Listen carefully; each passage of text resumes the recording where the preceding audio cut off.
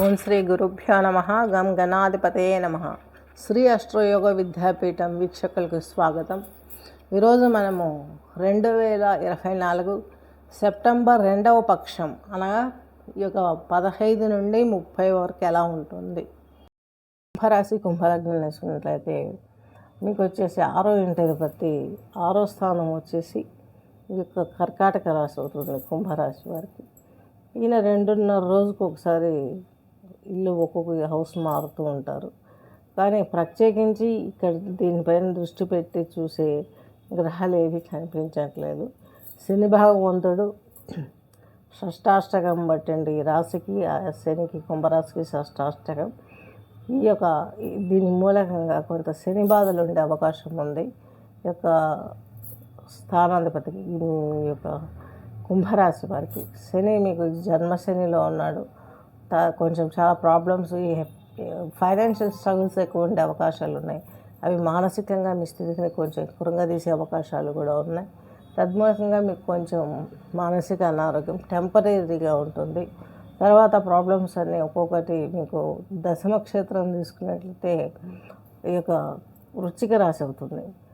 ఈ వృశ్చిక రాశి దశమ స్థానం కాబట్టి కుంభరాశి వారికి ఇక్కడ మీకు చూసుకున్నట్లయితే మీకు తృతీయాధిపతి దశమాధిపతి ఈ యొక్క కుజుడు చక్కగా మీకు 5th హౌస్లో ఉన్నాడు, కోణంలో యోగించాడు. కాబట్టి ఈయన కొంత తన ప్రభావాన్ని తగ్గిస్తాడు ఉద్యోగ స్థానంలో. అంటే ఎడ్యుకేషన్ ప్రాపర్గా జరగకపోవడం, ఉద్యోగంలో మల్టిపుల్ కంపెనీస్ చేంజ్ అవ్వడం, ఇలాంటి ప్రాబ్లమ్స్ జనరేట్ చేస్తారు. కాబట్టి ఇక్కడ మీకు కొంచెం కేర్ఫుల్గా ఉండాలి. బిజినెస్లో కొత్త కొత్త టాపిక్స్ చేర్చుకుంటూ ఉండాలి. అలాగే మీరు ఈ యొక్క ప్రాబ్లం 2వ ఇంట్లో మీకు రాహు ఉన్నాడు. ఇది కూడా ఉద్యోగ స్థానాన్ని చూపిస్తుంది. వేరే ప్లేస్లోకి వెళ్ళి బిజినెస్ చేయటము, కొంత ప్రెజర్స్ను తీసుకోవడం, ఇవన్నీ ఒక కుంభరాశి కుంభలగ్నం వారికి చూస్తున్నాం. హెల్త్ ప్రాబ్లమ్స్ ఎలాగూ సాల్వ్ అయిపోతాయి, ప్రాబ్లం లేదు. చిన్న చిన్న రెమెడీస్ చేసుకుంటే సరిపోతుంది.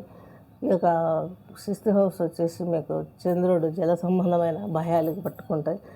అది అసలే రైనీ సీజన్. ఎక్కడికైనా పర్యాటక ప్లేసెస్కి వెళ్ళినప్పుడు కేర్ఫుల్గా ఉండండి. అలాగే మీకు వచ్చేసి ఛాతీకి సంబంధించినటువంటి అనారోగ్య సమస్యలు కనిపించే అవకాశాలు స్పష్టంగా ఉన్నాయి. ఛాతీకి ఆస్మా కావచ్చు, అలాగే కొంత సైనస్ ప్రాబ్లం కావచ్చు, ఇలాంటివి ఎక్కువయ్యే అవకాశాలు స్పష్టంగా ఉన్నాయి. కాబట్టి హెడేక్ వస్తుంది వీటి మూలంగా.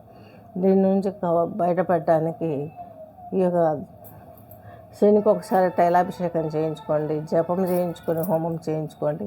కొంత శని మీ జన్మరాశిలోనే ఉన్నాడు కాబట్టి ప్రాబ్లమ్స్ హ్యాపీగా ఉంటాయి. కాబట్టి ఉద్యోగంలో కూడా మీరు చేయాల్సిన పని ఎంత హార్డ్ వర్క్ ఏమైనా చేస్తారు, సక్సెస్ చివరాంతంలో చూస్తారు.